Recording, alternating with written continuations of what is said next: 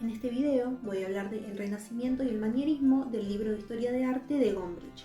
Los capítulos que voy a trabajar son el capítulo 12, el capítulo 13, el 15, el 16, el 17 y el 18. El término Renacimiento significa volver a nacer o instaurar de nuevo. Surge en el siglo XV en Italia. La idea de un renacer se hallaba íntimamente ligada en el espíritu de los italianos a la recuperación de la grandeza romana, volviendo a lo clásico. Los italianos reprocharon a los godos el hundimiento del Imperio Romano. Comenzaron por hablar del arte de aquella época denominándolo gótico, lo que quiere decir bárbaro. Los italianos del siglo XIV creían que el arte, la ciencia y la cultura habían florecido en la época clásica, que todas esas cosas habían sido casi destruidas por los bárbaros del norte y que a ellos les correspondía reavivar el glorioso pasado trayéndolo a una nueva época. Algunos artistas destacados de este momento fueron Filippo Brunelleschi. Él estuvo encargado de terminar la Catedral de Florencia. Fue el iniciador de la arquitectura del Renacimiento. Se inspiró en la grandeza romana. Se cree que a él se le atribuye el descubrimiento de la perspectiva. El dominio de la ciencia y del conocimiento del arte clásico fue durante algún tiempo posesión exclusiva de los artistas italianos del Renacimiento, pero también inspiró a otros artistas nórdicos pertenecientes al mismo momento histórico. Otro artista destacado es el pintor Jan van Eyck. El altar de Gante es su obra más famosa. Es un gran retablo con muchas escenas de la ciudad de Gante. A él también se le atribuye la creación de la pintura al óleo. Antes tenían que prepararse sus propios pigmentos, obtenidos en su mayoría de plantas o minerales. Reducían estos a polvos entre dos piedras y antes de usarlos les añadían cierta cantidad de líquido para formar con el polvo una especie de pasta. Durante la Edad Media se le agregaba huevo, pero tenía el inconveniente de secarse muy rápido. A este procedimiento se le denominó témpera. Van Eyck implementó el aceite. Con este se podía trabajar durante más tiempo, podía hacer colores transparentes para ser aplicados por capas y podría realzar las partes más luminosas con un pincel afilado y conseguir mayor realismo, lo que él perfeccionó.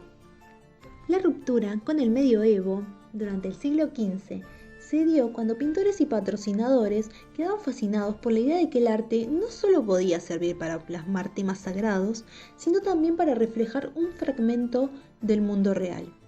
A finales de la Edad Media, las ciudades, con los burgueses y comerciantes, se fueron haciendo cada vez más importantes que los castillos de los varones, rompiendo con el orden feudal. Las ciudades crecieron en importancia. Entonces los artistas, así como los artesanos y todos los trabajadores, se organizaban en gremios, que en muchos aspectos eran similares a nuestros sindicatos. Un artista bastante relevante de Florencia en este momento fue León Battista Alberti.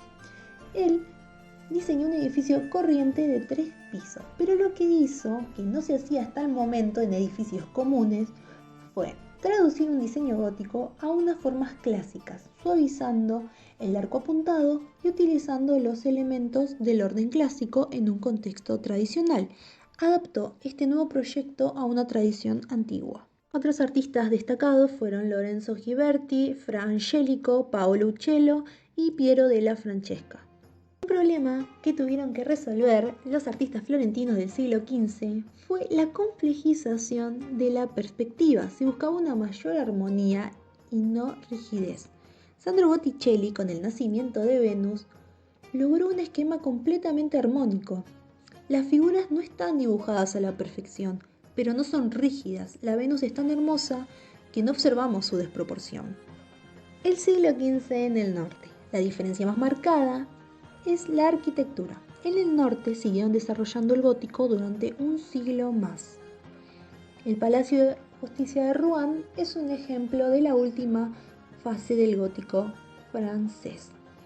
Esta se denominó gótico vertical, caracterizada por la ornamentación con líneas rectas.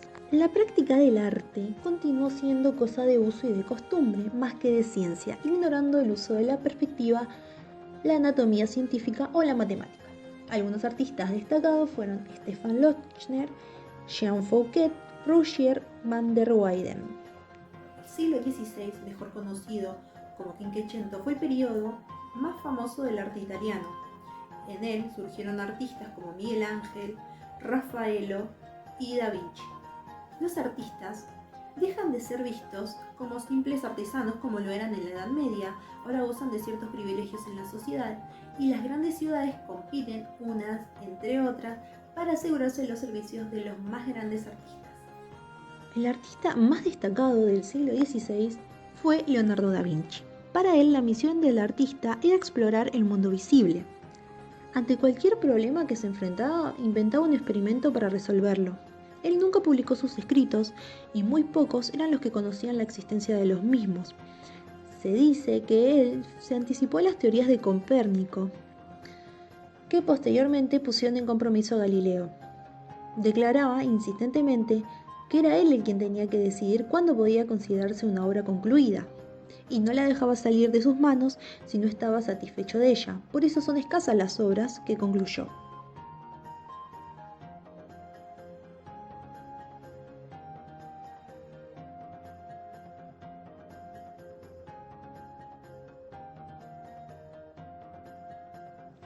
Venecia fue el segundo gran centro del arte italiano. Se destacó por el uso de luz y color. Artistas que trabajaron esto fueron Giovanni Bellini, por ejemplo, con su Madonna con Santos. Esta obra tiene una atmósfera cálida y dorada. La primera sensación que nos da es una de luminosidad muy intensa, gracias a la densidad y riqueza de los colores con los que fue pintada. Giorgione, con su obra La Tempestad, trabajó la luz y logró una perfecta conjunción entre la luz y el aire caliente en el cuadro. Él no dibujó aisladamente las cosas y los personajes para distribuirlos después en el espacio, sino que consideró a la naturaleza y a los seres humanos como un conjunto. Fue este un paso hacia adelante en un nuevo dominio de la perspectiva. Los maestros italianos hicieron 3 grandes aportes. El primero es el descubrimiento de la perspectiva matemática, el conocimiento de la anatomía científica y la exhumación de las formas clásicas en la arquitectura. Durante la primera mitad del siglo XVI, Alberto Durero se destacó con sus grabados en madera. Incluyen retablos, cuadros religiosos y algunos retratos sobresalientes. Las visiones sobrenaturales de los acontecimientos apocalípticos adquirían una especie de interés propio del lugar en común. Estallaron al cabo en la reforma de Lutero. Durante la segunda mitad del siglo XVI, la pintura había alcanzado su cima de perfección. Los artistas demostraron cómo se podía combinar la belleza y la armonía, e incluso la sobrepasaron. En este momento se dio el surgimiento del manierismo. Fue un estilo esencialmente italiano. Significó un progresivo abandono de la proporción de las figuras, de la perspectiva espacial, del uso de líneas claras y definidas, y de las expresiones mesuradas y dulces de los personajes renacentistas. Es objetivo e inestable. Los artistas se dejaban llevar por sus gustos, alejándose de lo verosímil, tendiendo a la irrealidad y a la abstracción.